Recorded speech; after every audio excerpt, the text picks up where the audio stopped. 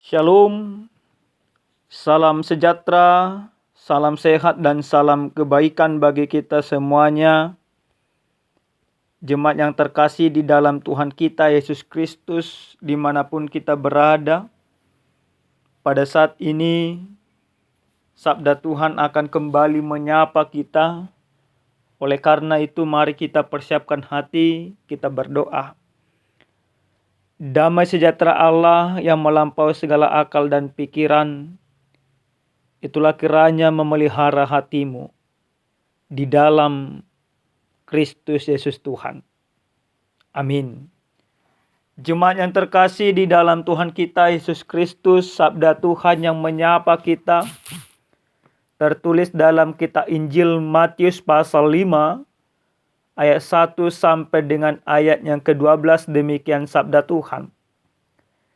Ketika Yesus melihat orang banyak itu, naiklah ia ke atas bukit, dan setelah ia duduk, datanglah murid-muridnya kepadanya.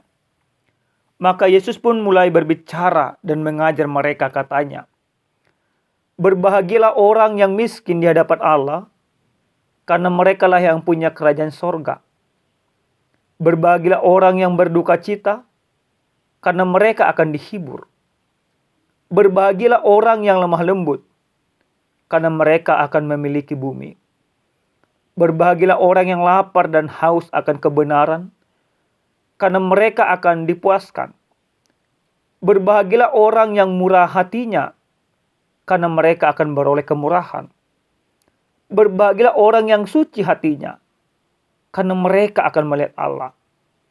Berbahagialah orang yang membawa damai, karena mereka akan disebut anak-anak Allah. Berbahagialah orang yang dianiaya oleh sebab kebenaran, karena merekalah yang punya kerajaan sorga. Berbahagialah kamu jika karena aku kamu dicela dan dianiaya, dan kepadamu difitnahkan segala yang jahat. Bersukacitalah dan bergembiralah, karena upahmu besar di sorga. Sebab demikian juga telah dianiaya nabi-nabi yang sebelum kamu." Demikian pembacaan kebenaran firman Tuhan. Jemaat yang terkasih di dalam Tuhan kita Yesus Kristus, jika kita ditanya pada saat ini, apa arti bahagia atau apa yang membuatmu bahagia? Tentu kita mungkin akan mempunyai pandangan sendiri-sendiri. Arti dari bahagia mungkin kita akan katakan, ketika segala sesuatu impianku tercapai, maka hidupku akan damai, hidupku akan bahagia. Lalu apa yang membuat kita bahagia? Mungkin ada banyak jawaban dari antara kita. Banyak uang, mungkin itu yang membuat kita bahagia. Sukses itu juga mungkin membuat orang berbahagia. Dan masih banyak lagi.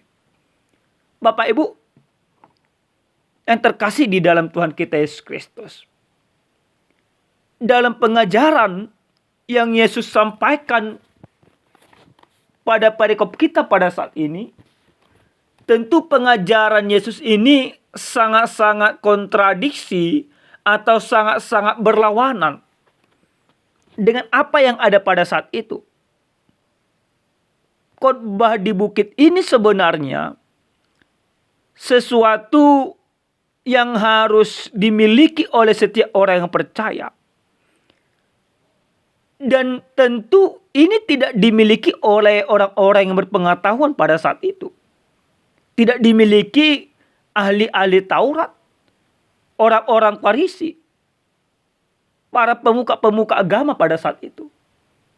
Kenapa tidak mereka miliki? Karena sangat kontras. Bagi mereka, para pemuka-pemuka agama pada saat itu, bahwa berbahagia itu ketika mereka dihormati, ketika mereka disanjung dan diagung-agungkan. Bahkan mereka sering sekali dengan terpaksa atau dengan memaksa orang supaya orang mengagungkan mereka, mencari nama, mencari ketenaran dan lain sebagainya. Melihat hal itulah, maka Yesus berkhotbah, memberikan dasar-dasar kebahagiaan yang sesungguhnya. Kebahagiaan yang Yesus ajarkan di sini tentu bertolak belakang dengan kebahagiaan yang ada pada umumnya. Kata berbahagia yang dimaksudkan oleh Yesus dari bahasa Yunaninya yang sering sekali disebutkan makarios, atau kalau diartikan secara sederhana diberkati atau dikasih oleh Allah. Jadi ucapan bahagia ini mau memberikan sebuah kesadaran atas pertolongan Tuhan, atas berkat Tuhan, atas penyertaan yang telah Tuhan berikan. Maka penyertaan pertolongan yang Tuhan berikan, itulah yang membuat orang berbahagia. Tidak menutup kemungkinan bagi orang miskin. Maka yang pasti ketika mereka merasakan sesuatu penyertaan Tuhan itu, maka itulah yang membuat mereka berbahagia. Lalu apa yang diajarkan Yesus dalam dogma bahagia dalam perikop ini? Kalau kita melihat Bapak Ibu, ada 8 ucapan bahagia yang disampaikan oleh Yesus. Mari kita lihat. Yang pertama, di sana Yesus katakan, berbahagialah orang yang miskin di hadapan Allah, karena mereka lah yang punya kerajaan surga. Miskin di hadapan Allah. Jadi, Bapak Ibu, yang miskin di hadapan Allah ini tidak terlepas dari pengharapan atau kerinduannya akan pertolongan Tuhan. Ini tidak menutup kemungkinan bagi orang yang kaya secara materi. Jadi miskin di hadapan Allah, dia menyadari oleh karena Tuhanlah, maka dia dapat hidup. Artinya seperti apa? Segala yang dimilikinya itu tidak ada artinya kalau tanpa Tuhan ada di hadapannya.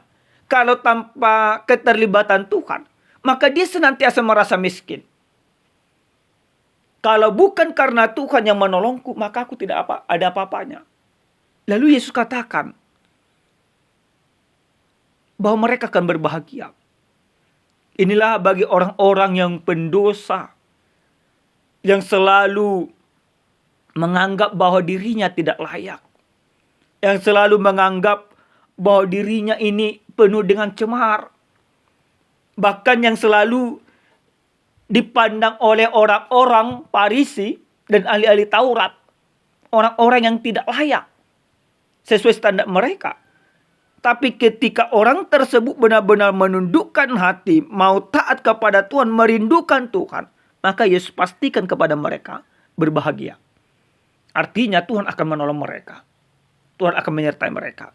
Yang kedua, dikatakan di sana, berbahagialah orang yang berduka cita, karena mereka akan dihibur. Berduka cita bukan karena kemalangan. Ya. Bukan karena ada keluarga yang meninggal. Bukan karena ada yang hilang dari hidup mereka.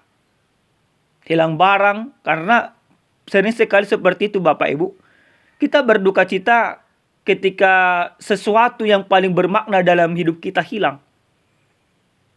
Kehilangan orang tua, kehilangan orang-orang tersayang, atau mungkin kehilangan barang-barang berharga. Itu membuat kita berduka cita. Bukan orang seperti itu yang dimaksudkan oleh Yesus dalam duka cita ini.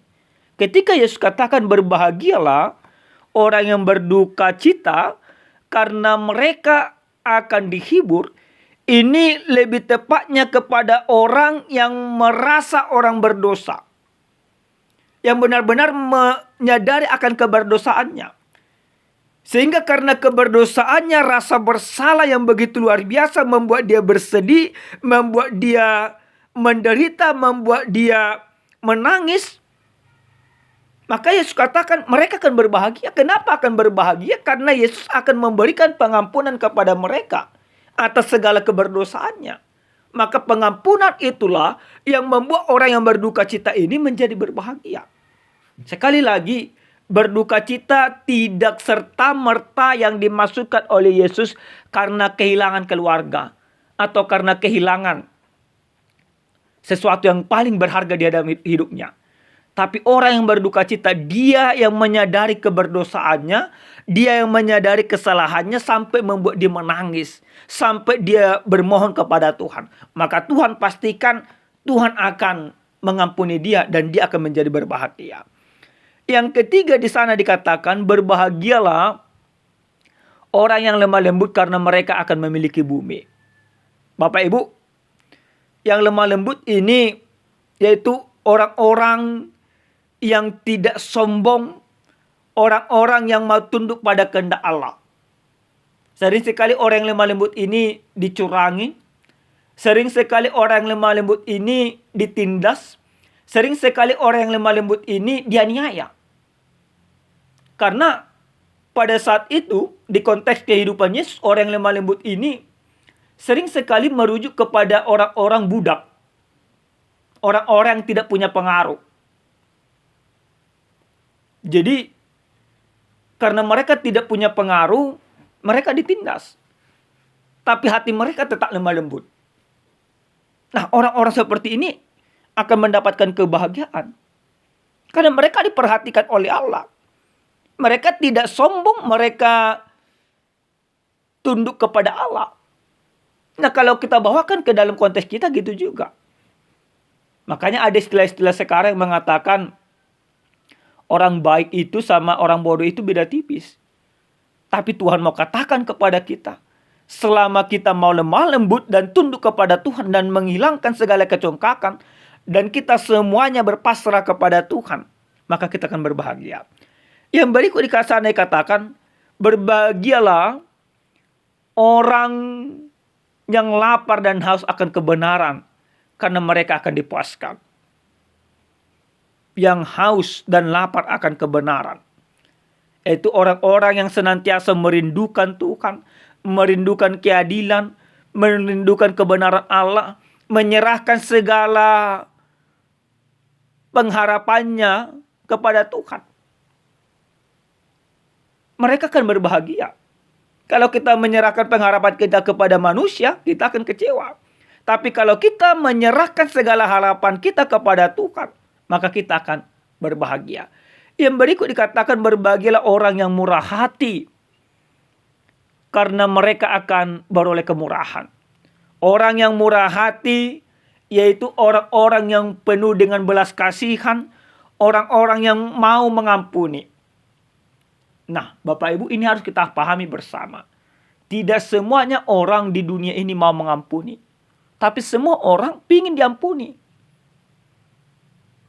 Tapi Tuhan mau katakan, bukan orang yang ingin diampuni, tapi orang yang mau mengampuni. Yang murah hati. Itu walaupun dia sudah disakiti berkali-kali, dia tetap mengampuni. Sama seperti pertanyaan daripada Simon Petrus, Tuhan, berapa kali aku harus mengampuni sesamaku? Cukupkah 7 kali 7? Yesus katakan tidak. Tidak cukup, tapi 77 kali 7. Artinya selamanya. Inilah orang-orang yang murah hati, Bapak Ibu. Inilah orang-orang yang akan berbahagia. Inilah orang-orang yang mendapat perhatian sepenuhnya dari Tuhan. Jadi kita tidak merasa rugi ketika kita mau mengampuni. Kita tidak merasa rugi ketika kita bermurah hati. Bagi dunia mungkin itu sebuah kebodohan. Bagi Allah itu adalah kebenaran. Jadi kalau kita mau berbahagia di dalam Tuhan, mari terus mengampuni, mari terus bermurah hati. Karena Tuhan akan memperhatikan segala tingkah laku kita yang jujur dan benar itu. Yang berikut di sana dikatakan, berbahagialah orang yang membawa damai, karena mereka akan disebut anak-anak Allah. Dan berbahagialah orang yang suci hatinya, orang yang membawa damai dan suci hatinya. Ini sesuatu hal yang sulit kita temui sekarang. Suci hatinya ini berarti mempertunjukkan integritas yang murni di hadapan Tuhan, orang yang tidak mau neko-neko, orang yang tidak penuh dengan kemunafikan, dan orang yang membawa damai ini adalah orang yang selalu mengedepankan duduk bersama kedamaian daripada egonya. Jadi mereka ini akan berbahagia. Jadi Bapak Ibu, yang terakhir di sana dikatakan, berbahagialah kamu jika karena aku kamu dicela dan dianiaya, dan kepadamu difitnahkan segala yang jahat. Nah, menderita karena mengikuti Kristus adalah sesuatu hal yang harus kita lakukan. Lalu kalau kita tariklah firman ini ke dalam kehidupan kita, kebahagiaan seperti apa yang kita miliki sekarang? Apakah kebahagiaan yang diukur oleh dunia ini? Atau seperti apa? Tapi lewat firman ini kita mau diajak bersama-sama. Supaya kita mau menjadi orang berbahagia. Supaya kita mendapatkan kebahagiaan itu di dalam hati kita. Maka sesungguhnya Tuhan mengatakan, rindukanlah Tuhan, andalkanlah Tuhan, berjalanlah engkau senantiasa bersama dengan Tuhan. Maka ketika kita berjalan senantiasa bersama dengan Tuhan, walaupun kita dianiaya, walaupun kita difitnah, walaupun kita berduka, walaupun kita mungkin diabaikan, tapi ketika kita mau berjalan di dalam Tuhan, senantiasa mengandalkan Tuhan di dalam kehidupan, maka kita akan berbahagia. Dan kebahagiaan yang kita miliki, yang kita dapatkan dan yang diberikan oleh Tuhan kepada kita adalah kebahagiaan yang kekal. Sekali lagi Bapak Ibu, kebahagiaan yang Yesus ajarkan bukanlah standar dunia. Tapi kebahagiaan yang Yesus ajarkan adalah kebahagiaan yang tidak akan pernah dimiliki oleh dunia.